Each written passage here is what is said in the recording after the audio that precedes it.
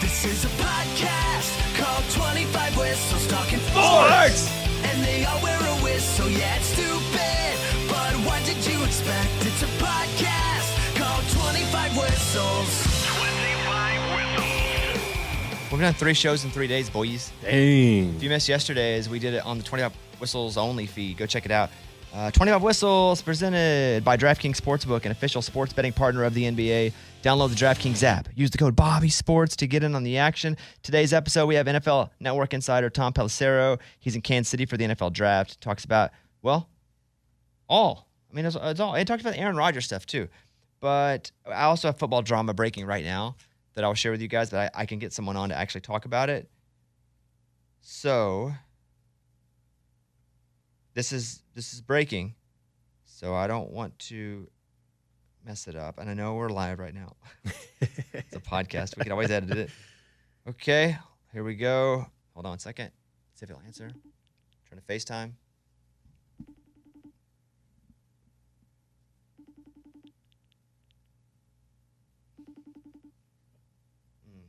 Oh, there he is. Yo. What's up? Okay, you're on. We need to know what's going on. Tell us the drama. Okay, so we have the rule, no chew clock. Yeah, our Madden League, guys. We got some drama. It's the playoffs. gosh. We got some drama. This was draft news. Yes, Dang. no, you think so, but no. It's not draft news. Go ahead. We have a no chew clock rule till the fourth quarter. Go ahead. No chew clock to the fourth quarter. I noticed in the second quarter, he's making lots of play adjustments that just happen to run the clock down real low. Okay. Well, now he runs the ball, runs it to the 1 yard line, stops. Now he's chewing the clock manually down to no time left. But when I do it, it's not managing the clock. It's chewing the clock. So he says he's managing. You say he's chewing. And the rule is there's no clock chewing in our league until the fourth quarter. Then you can chew the clock because that's just game management. So 100% chewing the clock. Yeah. Ask Steve. Steve was watching. Okay, I appreciate that. Is there anything else you'd like to say in your defense before he attacks you? I mean, I've beat him like the last 12 times that we've played, so I understand it. He was playing scared football. Yeah. He's scaredy cat? Oh, definitely. You saw the text. Okay. He's scared. All right, buddy. Thank you. There's Cody, random kid Cody. And listen, guys, this is for money. This is our Madden football. I know the draft's coming up, but who cares? Yeah. You can't chew the clock until late in the fourth quarter. You can manage the clock late in the second quarter so you don't have to kick the ball back, but you can't chew in the third. And so the other culprit is Mike Sines, who comes on here a little bit. We'll check in with him real quick if he can answer.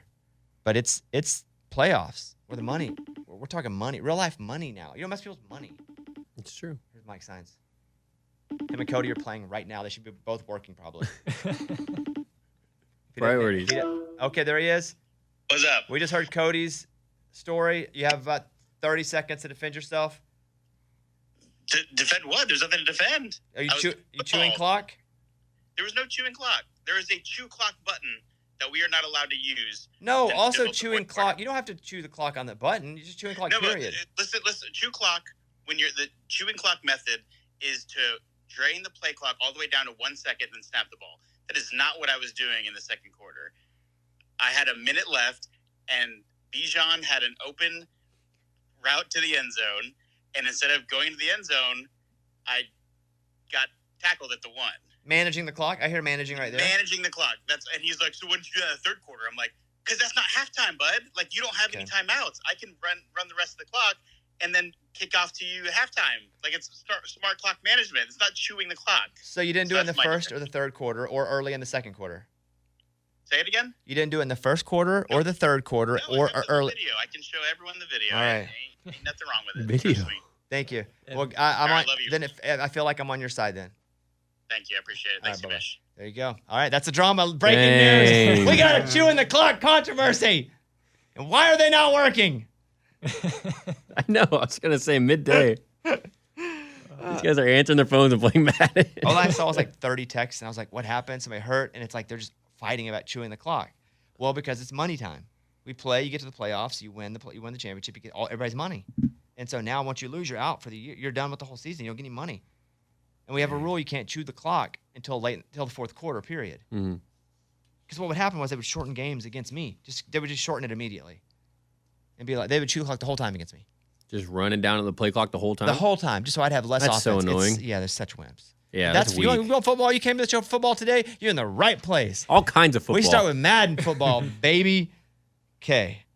This show is on a Wednesday this week because the draft is on Thursday night, and we just wanted to make sure that we didn't put something up tomorrow that ended up being super dated. And before you know it, the draft's over. So we put it up today so there's an extra day for people to live with it. That being said, let's hit that tit till tattle. It's time for the stupidest name ever. It's the tittle tattle with Jacob. I forgot to blow the whistle again. Hey, Reed, can you be my whistle guy?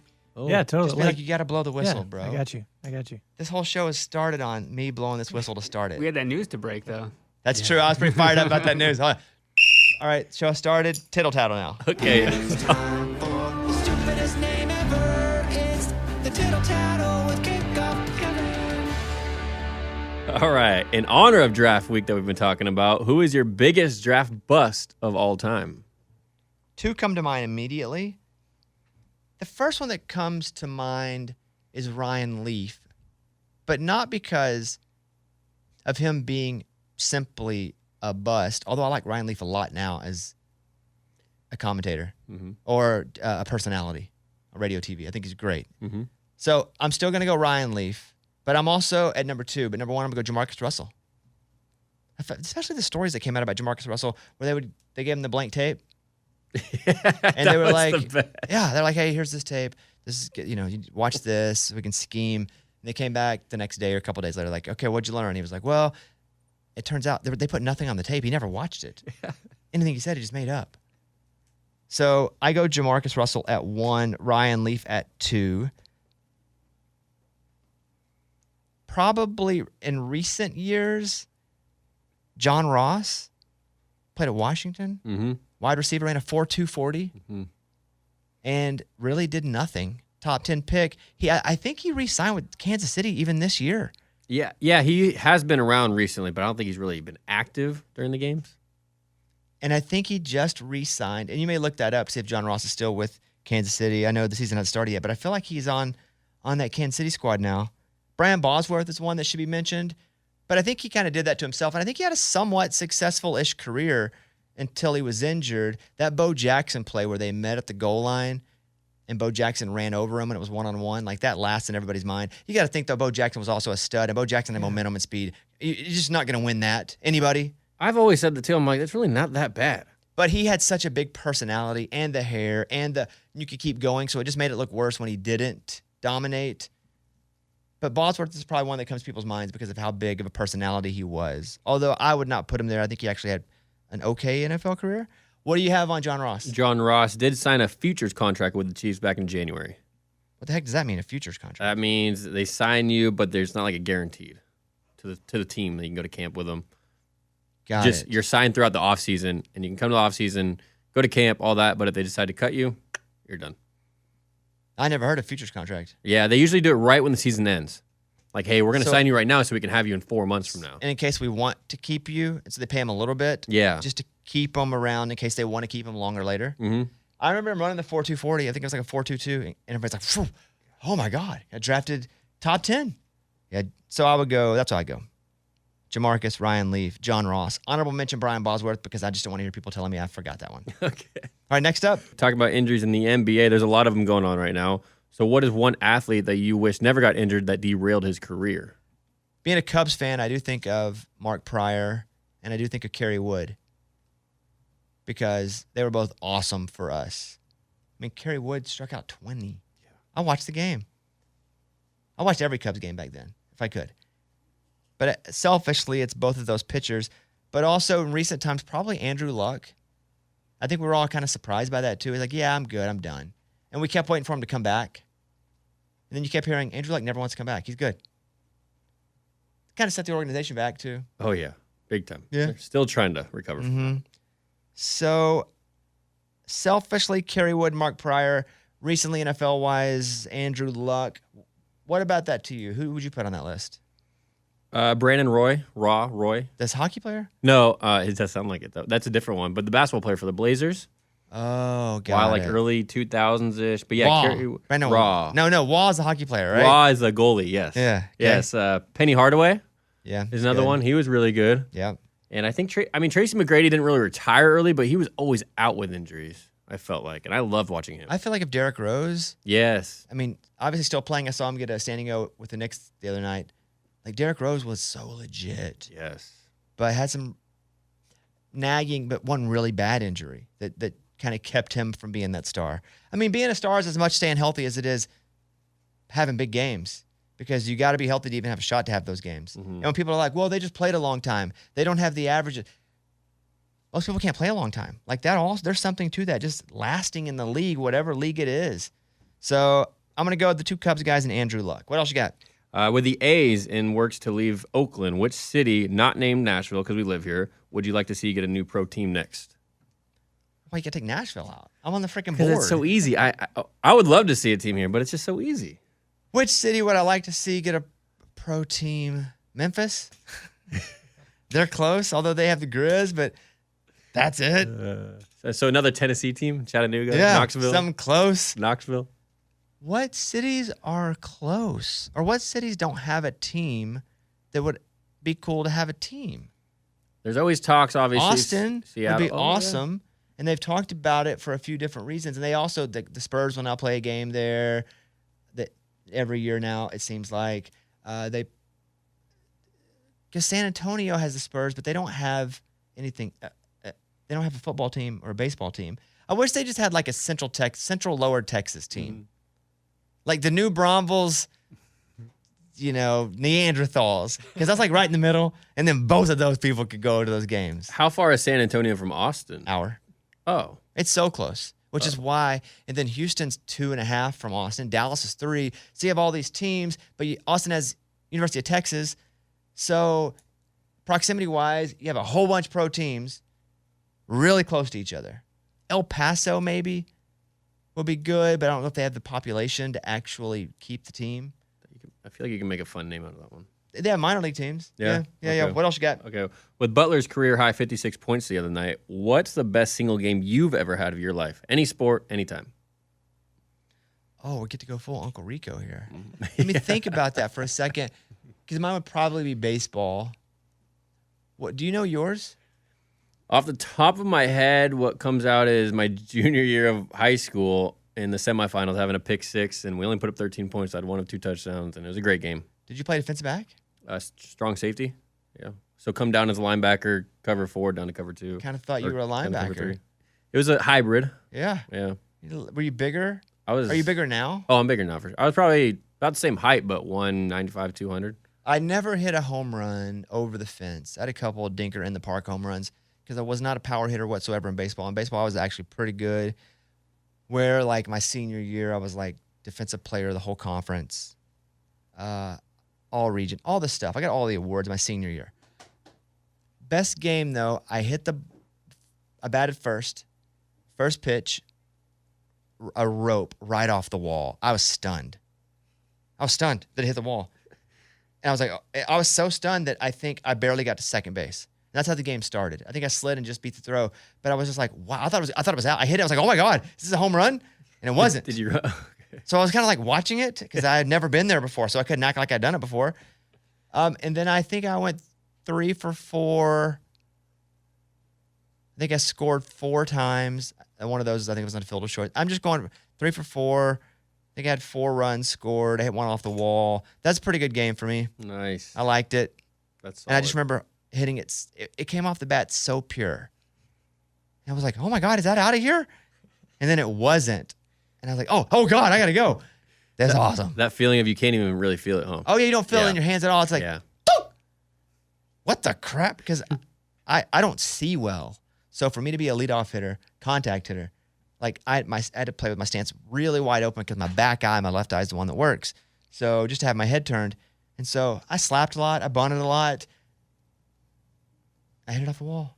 Almost peed my pants. I've been saying piss a couple times on here. People are like, why do you say that? I almost peed my pants. All right, that's it. That's the tittle tattle. The stupidest name ever is the tittle tattle with Kickoff Kevin. Reminder, the 25 Whistles is brought to you by DraftKings Sportsbook. Download the DraftKings app. Use the code BobbySports to get in on the action. Okay, so here we go. For Wednesday night, Knicks at Cavs. Cavs are a 5.5-point favorite. Lakers at Grizz. Grizz are a 4-point favorite. And Heat at the Bucks. The Bucks are an 11.5-point favorite. Wow. Wild. The Bucks are an 11.5-point favorite. And that when they've just lost. Wow. They are back home. And then you got to help me out here because on my sheet I put the wrong thing. I have Warriors at Warriors, and that obviously can't be true. At Kings. So it's Golden State at Sacramento. Yes. Golden State's -1.5. I believe it's Sacramento. Golden State at Sacramento. Sorry, Golden State is now 2. So Golden State -2. 2. Of all those, I think I would take the Lakers and the points in Memphis. I think the Lakers can close this thing out. So I'm going to parlay this up for you. I feel pretty good about this. And if you know me, I'd nail NBA games. I know. You know one thing about me, I'm about to crush this. Lakers +4, Warriors money line. Collect your smiles. I don't do it unless I'm for sure. For sure doesn't mean I'm right. Yeah. I'm for sure. So I'm going Lakers +4, Warriors money line. Collect your smiles. Let me know after you win. Thank you very much. If you want to take the 25 Whistles parlay, you can check out DraftKings Sportsbook. New users use the code BobbySports when you download the app. 21 and up in most eligible states, but age varies by jurisdiction. Eligibility restrictions apply. Gambling problem? 1-800-GAMBLER. In New York, call 877-8-HOPENY or text HOPENY 467-369. See show notes for full details. Up next, we have Tom Pelissero from NFL Network. I felt very lucky we could get Tom, especially when it's his busiest time of the year. It's like we got Santa on the phone on Christmas Eve. Love it. To do an interview. Yeah. You know Santa's got a bunch of crap to do. He'd have time to be on the phone with us, talking about some bull crap. But you know what? The Santa to the draft spent time with us. He is a host on SiriusXM, NFL Radio, NFL Game Day Morning, Good Morning Football, NFL Now, Total Access. Tom's in Kansas City covering the NFL draft that starts tomorrow. Gives us the latest updates on all the players. You can follow Tom on all social media platforms at Tom Pelissero. Here he is. Santa of the NFL draft, Tom Pelissero. Hey, Tom, how's it going, man? I'm great. How are you? Hey, you look good. Are you like somewhere for the draft and you have a big day today? Like you look sharp today. This is the round-the-clock coverage on NFL Network look right here. Start out no tie in the morning, just to make everyone feel comfortable, and then, we class it up a little bit in the afternoon. Do you fix your own hair? I struggle with that because I do an okay amount of TV, but I don't know how to fix my hair unless somebody fixes it for me. And my hair's kind of long. Are you good at your own hair at this point? You have to be. I mean, I do my own makeup 90% of the time. That's one thing that's different here is we actually have people handling that part of the job who know more to do than just like that. But the hair, the secret is coconut oil. That's how you get the all-day shine. You get a little bit of coconut oil. You kind of work it in, and it just has a way of sticking and making it look like you always got fresh out of the shower, even if you've been going for 12 hours straight. Yeah, I'm not even making a joke. Like, it looks great. I'm looking at Tom like, God dang, dude. And right now you must be on call basically like a doctor, right? Especially with the draft for sure, but the Aaron Rodgers news that broke, I'm imagining your phone's going off nonstop. Yeah, I mean, this is always an interesting time of year because there is a pressure point with a lot of these things, like the Aaron Rodgers trade, where if it didn't get done before the draft, then you were going to go into crazy town, and that thing could have taken the entire summer. So on a personal level, there's a sense of relief when things get wrapped up right about now, and you just try to have a sense for when exactly they're going to take place. There's always things you don't see coming. I mean, the Aaron Rodgers trade, ultimately, it was largely a matter of when, not if. There's other things that will pop up out of nowhere, and you just got to kind of, react as quickly as possible when those things happen. But, it's always good, again, to clear something that's been saved in my Twitter drafts for months, it's like waiting, make sure it's there, make sure it's updated, and then you do your best to have fast fingers and jump on TV. Let's start with Aaron Rodgers. Why did it take so long to get done? And, there was more than just Rodgers going to the Jets, and there was, a conditional part of that as well. How do you feel? Who do you think won this thing? I think it's a win-win, and I had that conversation last night because, listen, the Jets had to get Aaron Rodgers. There's way too much into it. It's too late to add some other quarterback to your roster. You're not going to be able to go back to Zach Wilson, not at this stage, even though I think that this is actually a good thing for him because him and Rodgers have a good relationship. But he was not ready. They were not going to have full confidence. That media market is so hard. They couldn't go back to Zach. So what are you going to do? You had to pay the price. For the Packers, they had been looking to get a second-round pick this year, which they did, number 42. And then they wanted an unconditional number 1 in the 2024 draft. So a hard one. It became apparent in the past few days the Jets were just not going to get to the hard one. And so there had to be a kicker. And what they settled on was the 13-15 flop in the first round. So the Packers move up 2 spots. And then the kickback to the Jets was in the 5th and 6th rounds. They flip picks there too. And the Jets move up a bunch of spots from the 6th round to the 5th. And these are always like, I understand like when those words are coming out of my mouth, it seems like it's just kind of silly. And why does it come down to that? But these are complicated trades. These are like legacy making types of deals. The Packers got a substantial haul for a player who, by his own admission, was ready to retire before he came to the conclusion the Packers didn't want him back. And, he decided to come back, at least in part, it seems like out of spite. The Jets want him. They got an offensive coordinator, Nathaniel Hackett, who Aaron's really close with. They signed one of his good buddies, Alan Lazard. And they got a really talented young core. So I think everybody ends up getting what they wanted. And how Aaron Rodgers plays in New York is going to go a long way toward telling you what the final history is on this trade. Just like, it may take some time, but, how things play out with Jordan Love and knowing that was, kind of the butterfly effect that trading up to draft him in 2020 had on the Aaron Rodgers situation as a whole. It's something we'll be tracking for years to come. With Zach Wilson, do you think the Jets feel like he can learn and can still be the guy after he does learn? Or is he just going to be a backup until they get another guy once Rodgers is out in possibly 2-3 years if he retires then?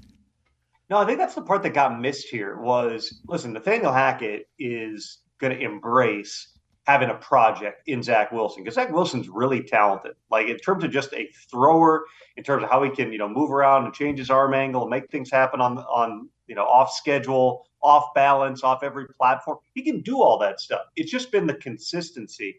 I think that Robert Saleh referred to it one time as he's got to make the layups. It's just been like being able to execute the things that you have to do in that offense when you got all these weapons around you. That's what's eluded Zach Wilson to this point in his career. So he grew up idolizing Aaron Rodgers. They talked at the joint practice, I think it was last year, maybe it was 2 years ago, and it was a cool moment for Zach Wilson. Well, now they're teammates. Aaron's at a point in his career. He's not going to have a problem taking Zach under his wing, at least to a certain degree. And again, Hackett's going to embrace trying to develop the guy. You hope that he's not going to have to play this year, but God forbid if something were to happen to Aaron Rodgers, I think that having months of reps through the offseason under his belt and having a little bit of time to breathe and watch one of the best quarterbacks to ever do it, it's all going to be a good thing for Zach Wilson. The final book on Zach Wilson has not yet been written. If the Jets have their way, though, of course, there will not be a chapter in 2023. It'll be all A-Rod all the time. One more of these before we get to the draft. The next one up, waiting in line, is Lamar. When's that breaking? Is it going to break? What's happening as far as you know? Well, with Lamar Jackson, everything has happened backwards from what you would normally see take place here. You go back to 2 years ago, and it's well documented Lamar doesn't have an agent. Lamar Jackson, former NFL MVP, in his 4th season, played for $1.7 million with the Ravens. No agent anywhere would have said, you're going to play for $1.7 million. They all would have said, we're getting the deal done right now. People made fun of Kyler Murray's agent, Eric Burkhart, last year for the manifesto that he put out at the Combine and the way that became a very public dispute. But guess what? Kyler Murray, a player who organizationally, it's very apparent, contractually and otherwise, that they had reservations about making him the franchise guy and paying him. They paid him at a really high level. And then Kyler ends up, tearing his ACL, and you're obviously happy at that point that you took the money when you could get it, and you got that, the money train rolling. I understand the push for the fully guaranteed contracts. Okay, it's something that has to happen based upon individual contract precedent. Deshaun Watson last year, under very unique circumstances, facing serious allegations of sexual misconduct, but also being a highly talented player who was basically a free agent because 4 different teams were all able to bid on him and bid against each other until Cleveland finally went, after being told you're out, said, well, what if we do this? That's how they got Deshaun Watson. With Lamar Jackson, though, the thing you have to understand is quarterback is not a guarantees position. It is a cash flow position. And so by playing for 1.7 in 2021, by coming back and playing for 23 in 2022, he's already put himself tens of millions of dollars in the hole. And that's money that you're not going to get back. And oh, by the way, you're also that much further from getting back to the negotiating table and getting to your next deal. So now you get into 2022. They've been negotiating for months. Nothing happens. He ends up playing it out on for $23 million. Now we're into 2023. They've got really no option but to franchise tag him because Lamar, at a base level, his entire negotiating stance has been, I'm better than Deshaun Watson. I deserve a better contract, which is understandable on an emotional level, but that's not how contracts work. Contracts are based on a lot of factors, including leverage. And Deshaun Watson, despite everything that he was facing at the time, had a unique level of leverage here. So Lamar, even before he got franchise tagged, requested a trade, which doesn't make any sense because the only way to trade Lamar Jackson, who's about to be franchise tagged, is if he works out a contract with a new team. Lamar, by getting the non-exclusive tender, could already negotiate with all the teams. And to this point, has not, to my or anyone else's knowledge, come even close to signing an offer sheet because he's got certain contractual demands that are not in line with what a lot of teams can do, for one thing, that they can afford based on how their roster is composed, but also not an area that teams want to go in. And that's without mentioning the past 2 years, Lamar Jackson got hurt toward the tail end of the season. He is a remarkably dynamic player. He is fun to watch. He's accomplished things that Kyler Murray had when he got paid last year. He's won a playoff game. He's won an MVP. But in order for anything to happen with Lamar Jackson, step one is negotiate the contract. Lamar doesn't have an agent. His mom's his advisor. There's a guy named Ken Francis who's his business partner who at one point was contacting teams about this. None of this quite logically fits, and that's why I also think it's difficult to sit here and say what Lamar will do if no offer sheet comes and you get to July and August. Is he showing up? The franchise tender is $32 million and change. So you're talking about $2 million per game. Is he going to give that up when just a couple of years ago he was playing for a fraction of that? I don't know. All you can really use as your guide is his recent actions, which is actively participating in pursuing Odell Beckham Jr. to Baltimore, continuing even after he tweeted about his trade request for March 2nd, continuing to negotiate that week with the Ravens. You have to say Lamar's preparing as if he's going to be back in Baltimore, despite what he put in those tweets saying goodbye to everyone there. It's impossible to say exactly what direction he's going to go because, again, logic has not really dictated his moves to this point. Yeah, it feels very inconsistent to me, too. I'm glad you kind of walked through that because it seems like a lot of his actions were extremely inconsistent for what he was asking, what he wanted, and what he was doing. So I guess that's what happens when you don't have an agent. I got a great agent. He tells me what to do. So I guess that's the difference in me and him. Let's talk about the draft. Let's start with, I just feel, and you probably feel too, that it's Bryce Young at 1. I don't know if there's much discussion to have there, but I think 2, now it's starting. I don't know. Is it moving a little bit? Is it fluid where it may not be CJ Stroud to the Texans? Well, I would start with Bryce Young. It would be a shock to people within the league sitting here on Tuesday if Bryce Young is not the number 1 overall pick to Carolina. His height, his size, notwithstanding, he checks every other box the teams look for in a franchise quarterback. And when I talk to coaches, GMs, other executives, scouts from over 20 teams in the NFL, almost everybody had Bryce Young as the number 1 quarterback.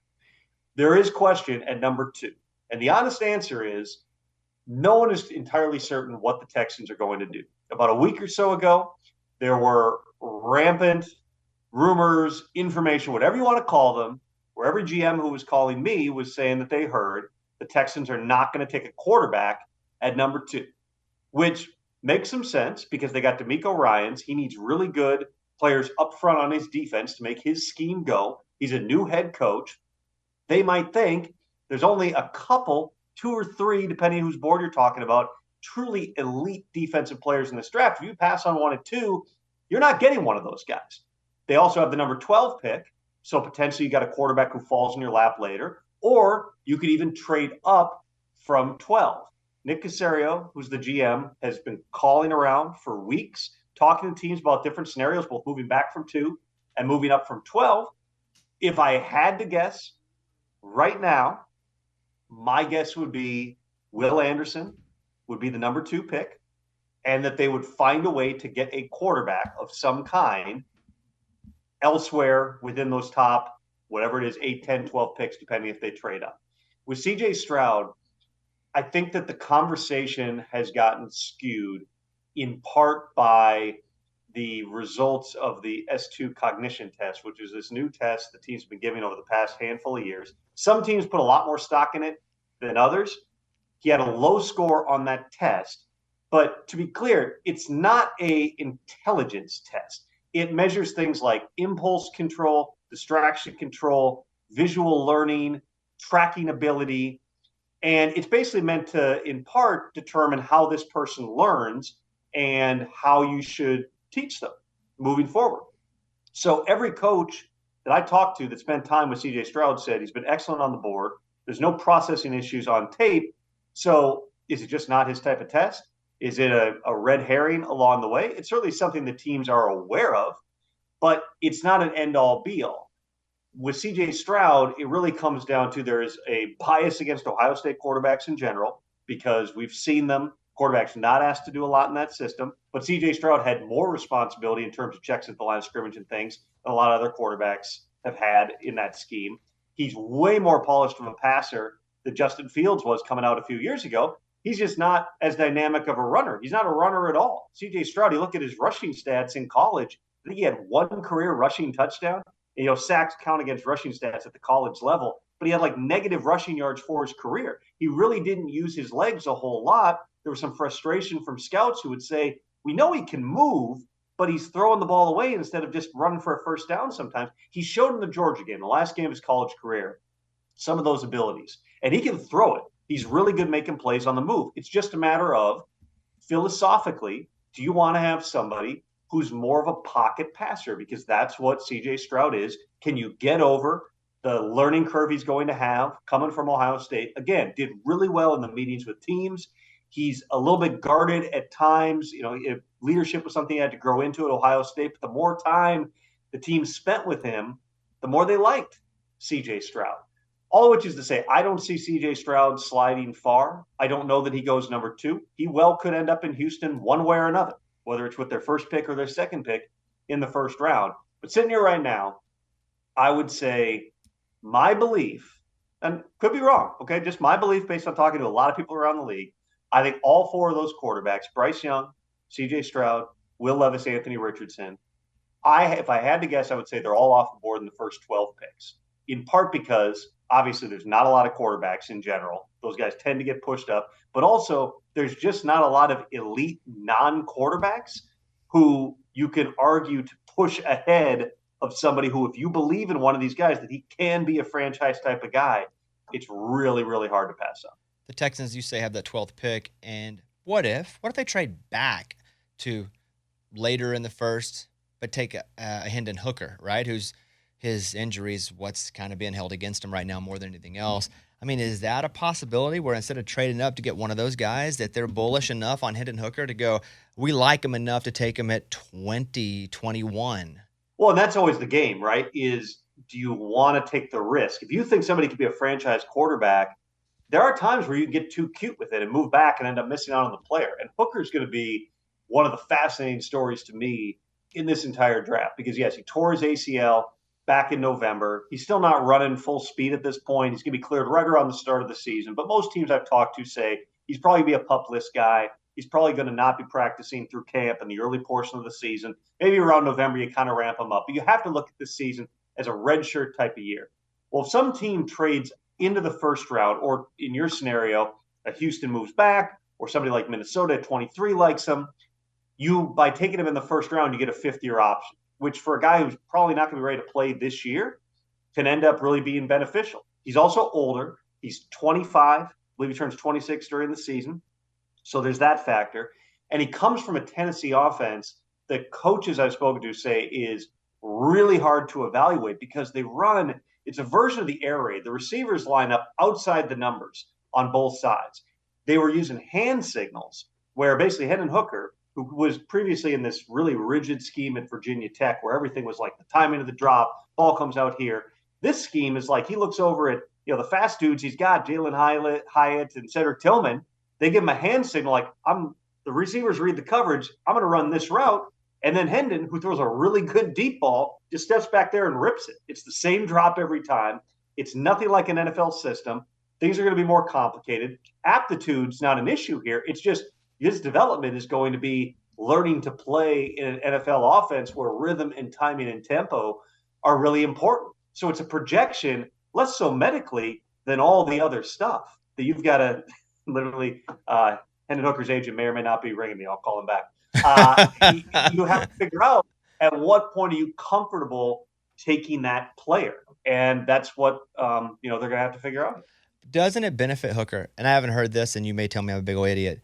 And you should text it back. Be like, I'm on the phone with an idiot right now, or on Zoom with an idiot. I'll call you right back. But Hooker learning the system at Virginia Tech, like I don't know that when everyone says, hey, he ran the air raid under Heupel at Tennessee, but he had to learn at Virginia Tech a different style of offense as well, like you mentioned, and that's got to be an asset for him that I don't feel like is being accounted for positively as much as it should. Do you feel like that factors at all, that he's had to learn two different systems?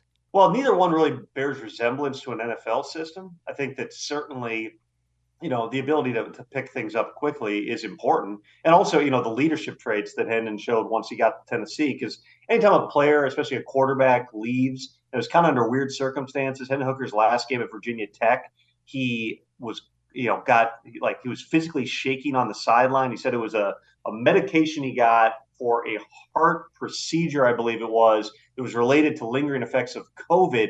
It reactivated, and he had like this reaction that was visible on the TV broadcast, and then did not play there again.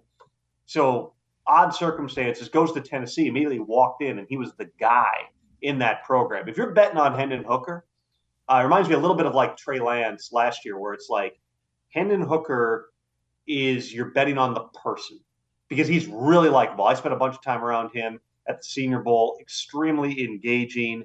I like the way that he talks about football. He's obviously mature, which he should be. He's 25. He's 4 years older than some of these other dudes in the draft. But you're betting that, listen, we can work with this person. It's just a matter of, again, with the injury, the scheme change, the age, do you take him in the first, get that option, or are you more comfortable saying we'll take him in the second and the third, where there's a bunch of other really intriguing guys, I think, in this draft too at that position once you get later in those rounds. I mean, Jake Hayner from Fresno State helped himself as much as any quarterback during the pre-draft process, Senior Bowl MVP. Another guy spent a lot of time around. Good dude, really interesting, super confident. He's been told his whole life, if you were 2 inches taller, we'd recruit you, we'd give you all these opportunities. So major chip on his shoulder. He got some Brock Purdy comparisons when I was talking to people. One person compared him to Drew Brees as well in terms of sees it, ball comes out quickly. That's a trait that everybody's looking for. All right, 2 quick questions. Then you got to handle your business for sure. Derrick Henry, what's the deal? Are you going to get traded? We went closer to the draft. Does he end up in Tennessee? Well, Rand Carthon, the Titans GM, said yesterday he's not received any calls on Derrick Henry. Derrick Henry, obviously a fantastic player, 2,000-yard rusher, one of the tone setters in the league. He's also a running back who's getting older. I think he's 28. He's had a couple of injuries in recent years. And you really, if you're going to have him as the focal point of your offense, you got to commit to playing a certain style of football. There's not a lot of teams that play the type of physical smash mouth attack that Tennessee does. That's not to say that, if you're Philadelphia and you lost Miles Sanders in free agency, if you're Buffalo and you're trying to figure out how your backfield fits together, I could see the argument for bringing him in, but it's a matter of what type of price are you willing to pay? And then in turn, are the Titans willing to give up the player for that price? It's a lot of moving parts. We still got a couple of days till the draft.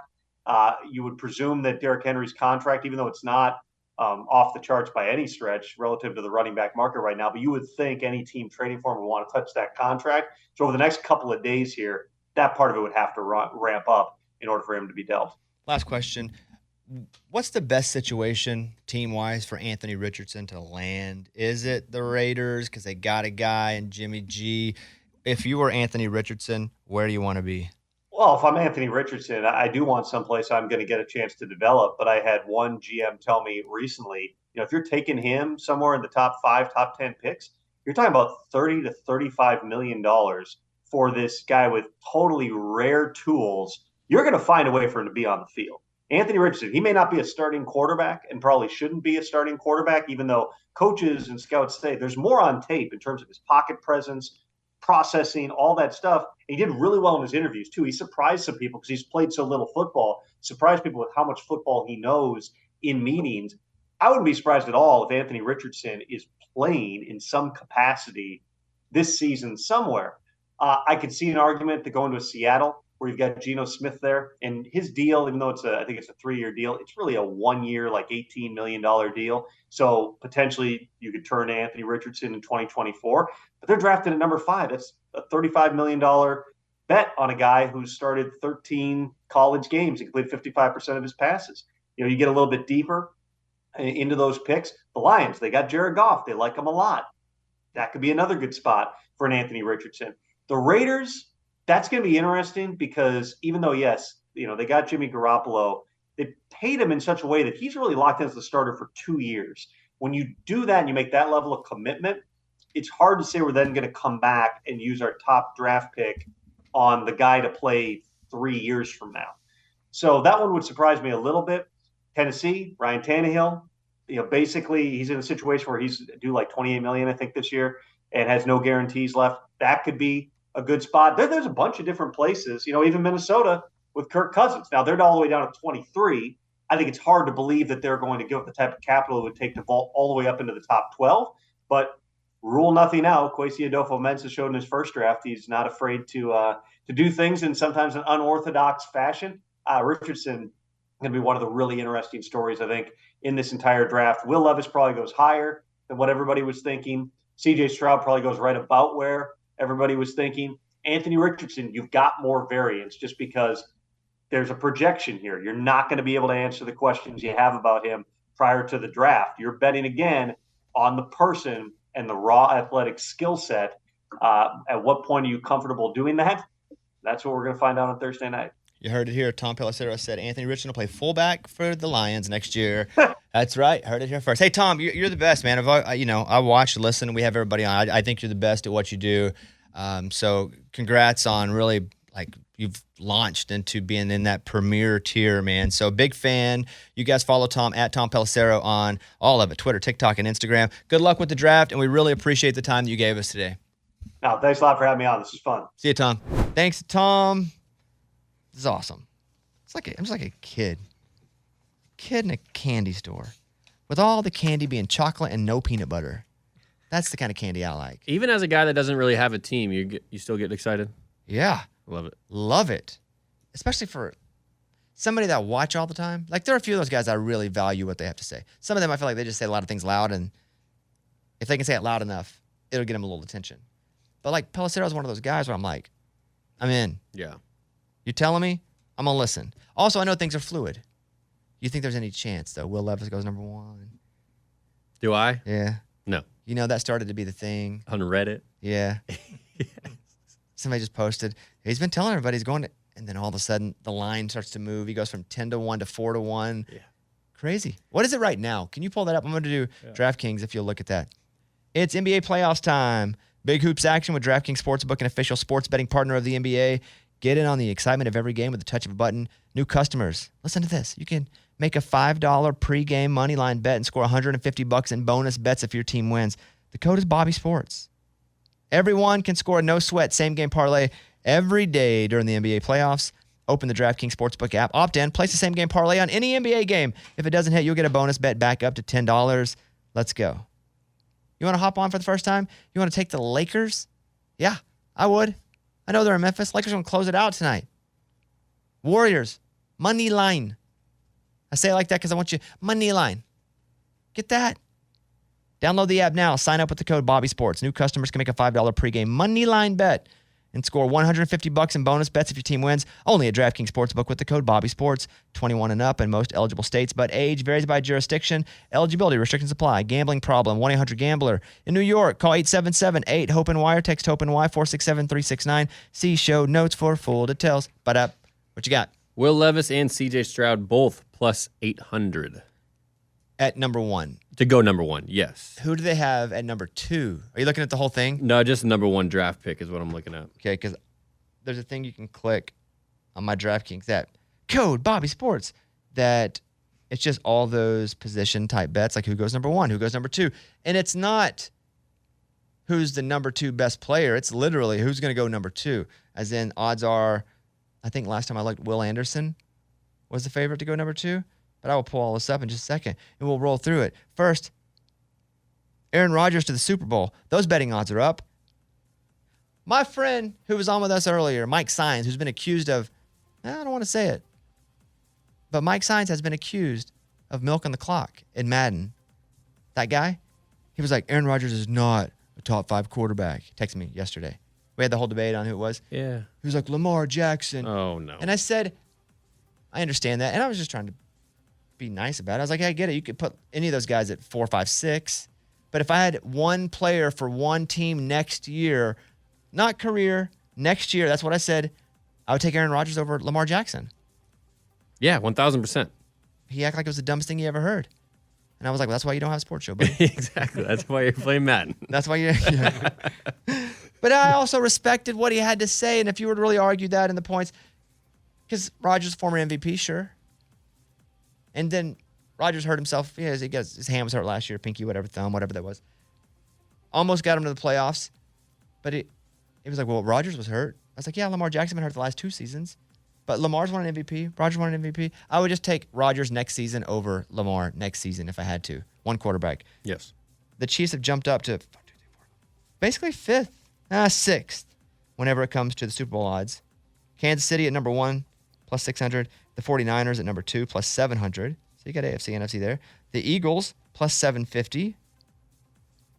The Bengals and the Bills, plus 850. And then they're the Jets. The Jets and the Cowboys. Cowboys still? Yeah, I don't know, man. Come on. Mike, what do you think? Wow, how about them Cowboys? Yeah, Eddie jumped in, of course, with that. Mike, what do you think, buddy? I like it. You think the Cowboys? I mean, it's the same. It's the same, except without Schultz. Zeke. Yeah, it just feels like the same. Yeah. What Mike is going to make the Cowboys different next year than they were this year? I wish they would have got rid of everybody. Just start over. Get rid of Zeke. Get rid of Dak. Just start over. I like that. Draft position, Anthony Richardson. They have him over under 7.5. I feel like I would take the over if I were betting it because I feel like he falls to at least 8, right? Yeah, that if he gets out of the first 2 or 3, you're like, then he just keeps on falling a little bit. But he's not going to be drafted He's not going to be drafted ahead of Stroud, I don't think. No. I would take that over 8 with Anthony Richardson. So the number 2 draft pick is Tyree Wilson, Texas Tech DN, at plus 130. Over Will Anderson. Yeah. Will Anderson's plus 275. So plus 130 and plus 275. Will Levis is plus 150. You said a lot of numbers there. Yeah. So Tyree Wilson, Will Levis, and then Will Anderson. And for the number 2 2. pick. Yeah. Pick number. Okay, here we go. On mine, yeah, it's Tyree, Will Levis, Will Anderson, CJ Stroud for that number 2 pick spot. They're also factoring in what the team is too, right? What the team needs. The number 3 pick, the odds is Paris Johnson, the lineman. Mm-hmm. Number 4 pick, Will Levis. That 4 pick is the Colts, right? Yeah. Just memory here. The number 5 pick, Jalen Carter. The number 6 pick, Devin Witherspoon. The number 7, what's up? Sorry. The number 7 pick, Christian Gonzalez. The number 8 pick, Bijan Robinson. These are the favorites here. I don't see. Yeah, I definitely would take the over 7.5. Because all they have here is up until the 10th pick. Somebody's going to have to trade up if they want the quarterback, though. Anthony Richardson's at plus 25 to even be the 9th draft pick. So I would take that. I'll go right now. Listen, you want a pinky promise? I'll pinky promise you that Anthony Richardson's going to go over 7.5. I'm going to bet it right now. Do it. I don't have any money in my account. I cashed out completely because I don't want to bet on a bunch of stuff right now that I'm not passionate about. Like I told you, I don't know anything about the NBA as far as betting goes. I bet that like I bet the NFL terribly. Love it. Watch it. I got like $30 in my account, I guess. But you know what I'm going to do right now? I'm going to put money in my account. Let's go deposit. I'm going to get ready for it. I'm going to put $500 in. What? And I know my codes, which is probably not good. Like I know all my numbers for my credit card. Okay. Check. It's a check card. Okay, I got $500 in. Boom. This is going to suck if I miss. I've never wanted to root for a guy to fall so hard. Okay. Anthony Richardson, minus 115, over 7.5. That means 8 or more, right? I'm just making sure we're right. Yeah, so he's got to get past the Raiders at 7. Oh, the Raiders are where I've been saying he's probably going to go. That's where they get you. Oh, no. Why am I second guessing myself? Hold on. Let me go back and look at that pick again. Because if I go back to, number 1 draft pick. So the Raiders are at 7, right? Yes. They have Christian Gonzalez as the favorite to be that pick at 7.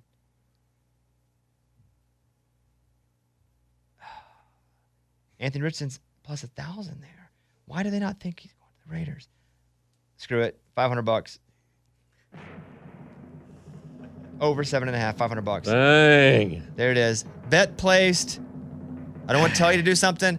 Pinky promise you to not do it myself. Because if I believe in the pinky promise, I'm doing it too. I wish it was tonight, though. Now I just got to sit on it. Mm-hmm. Oh, crap. Anyway, the Jets, 7th. Titans got $760 million in Nashville city bonds for a new stadium. That new building looks pretty cool. I just saw the drawing of it. Yeah. Does it look cool? Yeah, it looks spacey, like the Jetsons. I don't know that I would want to live in it. I think it looks kind of lame. It does. It's like glass. I mean, it's like a lot of see-through stuff, right? Yeah, it just looks like what it looks like downtown. Like, I don't want to go see a football game there. Like, go shopping. It does look like a mall. It does. But I don't know. I liked it. I thought it was pretty cool. Maybe I just think it's cool to get a new stadium because it's cold. The reason I don't go to games in winter here is it's cold. Yeah. It sucks. I'll drive by the stadium. If I'm driving by and there's a game happening at like 3, if I'm going somewhere and it's freezing freaking cold, I'm like, I would never go to a game cold like that. And that wind can pick up. Terrible. So dude, let's do it inside. Yeah, I went to that Cowboys game. It was cold and rainy, so maybe something there. A teen's testicle slings inside his body after bending down to grab a golf ball. What? A teenager sent one of his testicles slinging inside his body. Sling, not the word I'd use. I know. How long does it hang? It's got to hang pretty low to sling. You know,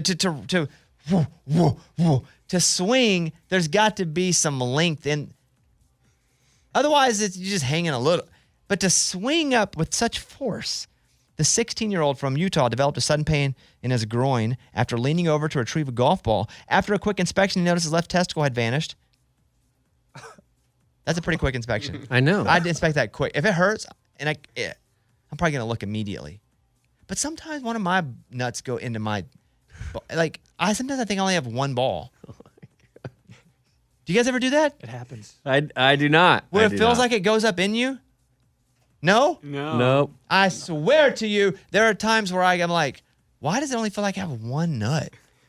And I'll feel it. And I don't know if there's like a tree house or something it stays in. But sometimes, in the morning especially, because, ninjas I always heard can push their stuff into it so they eliminate vulnerabilities. I've definitely had it happen before. Yeah. Not both nuts, just one. No, not both. Yeah. I don't know that it's slung up like this kid because this one sounds bad. Mine never hurts, but I'm like, something's up. Like just randomly? This is like, there's just one in the pack. It's like you open a pack of double mint and there's just one piece in there. Do you ever get scared as you're going to check? Sometimes I think it's hiding. So no, I've never been scared because it always comes back. So it's a good dog. It may get out, but it's going to come back. I've gotten nervous before, honestly. Yeah, it's freaked me out a little bit first time it happened. Doctors performed a CT scan to his lower abdomen and found his left testicle intact, but definitely not where it was supposed to be, hidden higher up in his canal running from his scrotum. Checking the boy's medical history, they saw he was diagnosed with a rectile left testes. And that's not even the word. A retractile left testes. I don't know what that is. At age 11. I think I have a retractile left testes too. Same one? Hold on, let me go. It's always Show us. They both feel like they're there right now. It's always the left one though. Mine's too. I think I have the same disease. Medics performed a keyhole surgery on the area. He just needed to wait like an hour or take a bath. If you ask me, that's what works for me. Now, if you could do that on command, that would be impressive. Just Ninjas, they could shove it up in them. retract one. Can't kick them in the nuts because their nuts are nowhere to be found. I don't even know if there are such things as ninjas or if real ninjas can do this. It's like, are we talking about a movie No, here? I'm gonna be honest. I don't even know if ninjas are real like I see them, but if so, I think they can hide their penis and balls, because if you can kick them in it, that's a vulnerable place. So they hide that. They train themselves to push it up in them. Got to YouTube that. That's not really something I'd want to YouTube To video-wise. learn how to do it? I would. I think you got to start young. I think I would probably Google it to see if it was true, but I don't know that I'd want to see it. But I for sure have lost a testicle sometimes. This is the greatest and worst Easter egg hunt of all time. You're like, where is it? Oh my God. But it's happened 3 or 4 times. I mean, more. I bet it's happened 20 times, but 3 or 4, I'm like, it like scares me. That, you know what else scares me? When I wear swimming trunks, because there have been more than one time that I've been like, what, like secret, because those trunks have lining in them. Yeah. And I forget that I take my underwear off, put the lining on. And I know more than once I've been like, oh my God, am I wearing panties? Did I put something on, like some weird panty underwear on, didn't realize it? And I'm like, what? And I don't realize it's the lining in there. And I think for some reason I've put on girl underwear. You ever think that? I mean, I never really wear the lining. Those linings are uncomfortable. I don't know how you wear those. Well, I usually think somehow I've snuck in and put on a pair of my wife's panties or something like But- that. And I'm always like, oh my God. I can have see to- that. Just for a second. Mike, what'd you find? I'm saying this may be a myth, and it may have been about sumo wrestlers. No, I'm going to stick with ninjas Ooh, sumo wrestlers. because I don't even know if ninjas are real either. And if it's all fictional, it kind of works together, you know? Yeah. Let me tell you this. The Suns are dangerous. They've been dangerous. I think they're dangerous again. There's a little minute where everybody was like, okay, they haven't played together much. They are playing way too many minutes. I think I even said that. But the Suns are advancing to round 2. I think they needed to win early to have a little rest because Durant and Booker are playing so many minutes. Mm-hmm. I'm going to tell you one more thing. Last night, I'm watching the game. I'm watching the Hawks and the Celtics. Some of it, I watched some of the first, most of the second, some of the third. I turned it off. I turned it off in the fourth. Hey, ball game. Celtics win. Celtics moving on. That's it. I go to bed. Kind of early last night for me. I get on my phone just to check because I wanted to see the Nuggets, Timberwolves score. I wanted to, and I think that my phone hasn't updated because it had the Hawks winning. And I was like, what's happening here? And then I realized after I turned it off, the freaking Hawks came back and won. I missed the whole thing. And you being a Celtics fan, I've seen clips now, but what happened to you as you're watching it? So we talked about Ime Udoka yesterday and how Joe Mazzulla is still very new to this whole coaching thing, and it's been a controversy all year pretty much late in games. He doesn't really make the right calls or non-calls. Hawks go on a 14-2 run.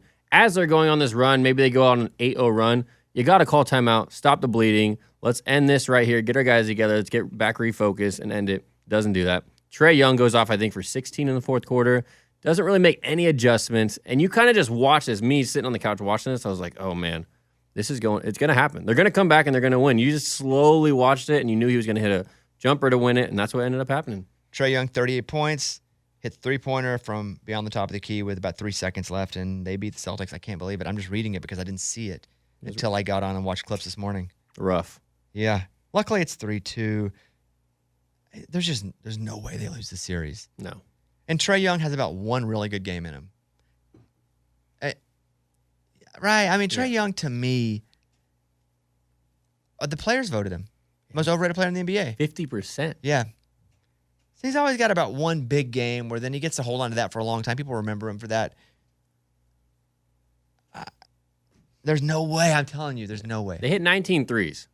Yeah, that can't happen. Series goes back to Atlanta. Boston up 3-2. They win it next game. Yep. They win it next game. But it's like the Bucks, any chance? Of course there's a chance, but I feel like they're down 3-1. But the Bucks for sure are going to win this series against Miami, right? The league's got to keep Giannis in the series. They're for sure winning tonight. 11.5-point favorite. That's wild. That's wild, yeah. After they just lost. Yeah. I think they'll win with ease tonight. I don't know about 11.5. That's a lot. I bet you Butler goes like 4 for 26 or something. For sure. Like he's really feeling himself. And he is awesome. But sometimes you feel yourself too much, so you go a little too hard. But if Butler is able to get the Heat through just to the next round, you got to give him some better weapons to play with, or he needs to get out and get somewhere else because his prime's going to run out. And then him against Embiid against Sixers, possibly in the Eastern Conference Finals. That would be fun. But it wouldn't be fun because the Celtics would be out. So yeah, no. but who cares? Here's what we want. Yeah. We want the Bucks. We want the Celtics. We want the Sixers. We want them all to be in that next round. Yeah. Because that's who we want to see. We want to see Embiid. We want to see Tatum. We want to see Giannis. NBA is a star league. I do not want to see Trae Young. Yeah, like as soon as Kawhi went out for the Clippers, I was like, I don't really care about the series anymore. You knew the Suns were going to win it. Nuggets eliminated the Timberwolves. We knew that was coming. Mm-hmm. Hey, they fought. Timberwolves fought. 112, 109. Yeah. It would be cool if, like the Heat, if they were to win, it would be cool, though, because you see a team come from the play-in tournament actually do something.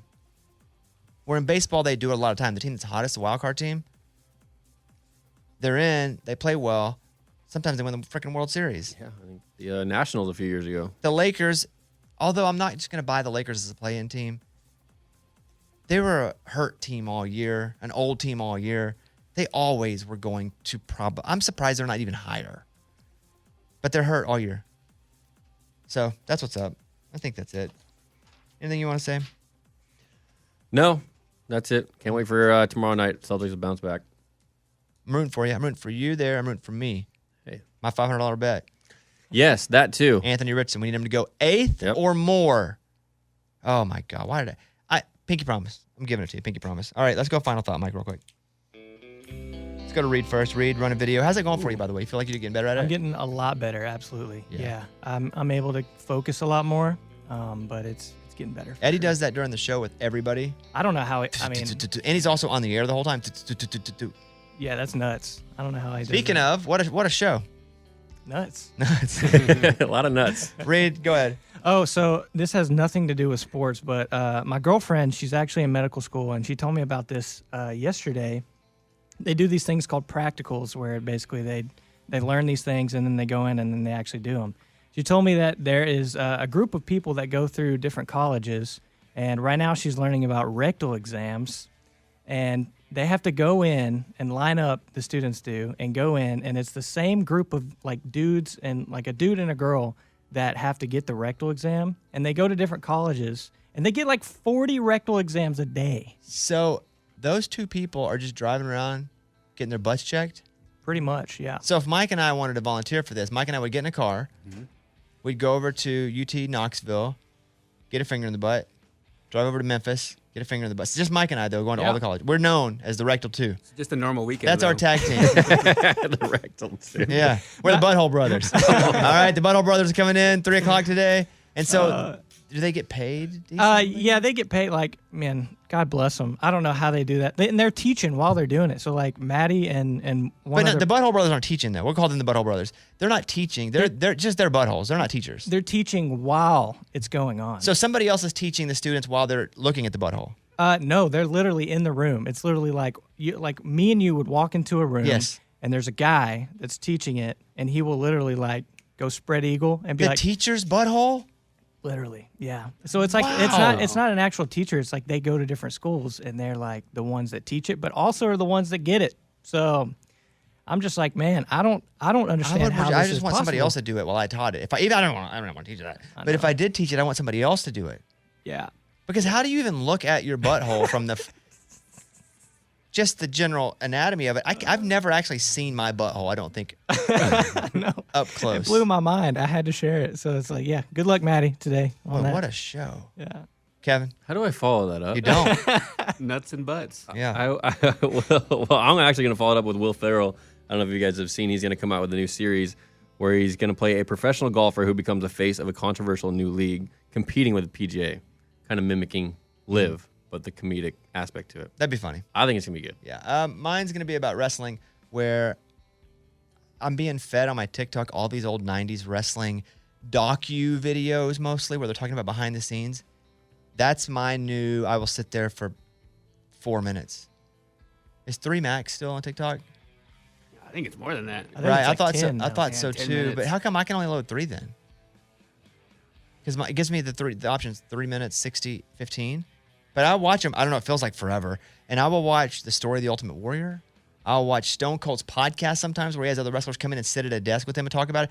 Like, it now feeds them to me often, and they're awesome. That's the new part of TikTok that I live on. I love those. Do you see them too? I see the animated ones where it's them telling a story. And Yeah. It's all animated. Those are great. I love 90s wrestling, long form TikToks.